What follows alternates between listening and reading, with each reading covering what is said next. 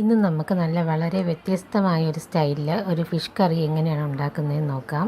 എപ്പോഴും ഉണ്ടാക്കുന്നതിൽ നിന്നും ഒരു വ്യത്യസ്തമായ രീതിയാണിത്. ആദ്യം ഒരു ചട്ടിയിൽ ഓയിൽ ചേർക്കുക, എന്നിട്ടൊരു 10-12 ഉള്ളി ചേർക്കുക. പിന്നെ വേണ്ടത് ഒരു 2 സ്പൂണ് തേങ്ങയാണ്. തേങ്ങ അധികം കൂടരുത്, 2 സ്പൂണ് തേങ്ങ ചേർക്കുക. എന്നിട്ട് അത് ഒന്ന് വറുത്തെടുക്കുക, ഒരുപാട് കരിഞ്ഞു പോവാതിരിക്കാൻ നോക്കുക.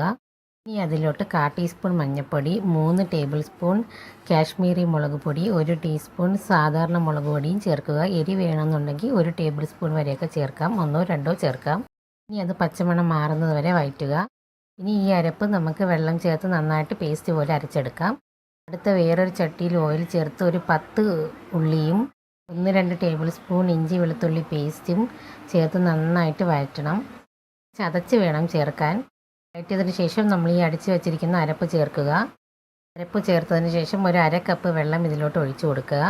എന്നിട്ട് എല്ലാം കൂടെ മിക്സായിട്ട് വരുന്നപ്പോൾ നമുക്കൊരു കപ്പ് വെള്ളവും കൂടെ ഇതിലോട്ട് ഒഴിച്ചു കൊടുക്കാം. എന്നിട്ട് ഈ മീനെല്ലാം കൂടെ നല്ല തിളച്ച് വരട്ടെ. ആ സമയത്ത് നമുക്ക് കുറച്ച് കറിവേപ്പിലയും കൂടെ ഇട്ട് കൊടുക്കണം. നേരത്തെ തിളയ്ക്കുന്നതിന് മുമ്പ് തന്നെ കുറച്ച് കറിവേപ്പിലയും കൂടെ ഇടുക, അപ്പോഴും ഫ്ലേവർ നന്നായിട്ട് ഇറങ്ങും.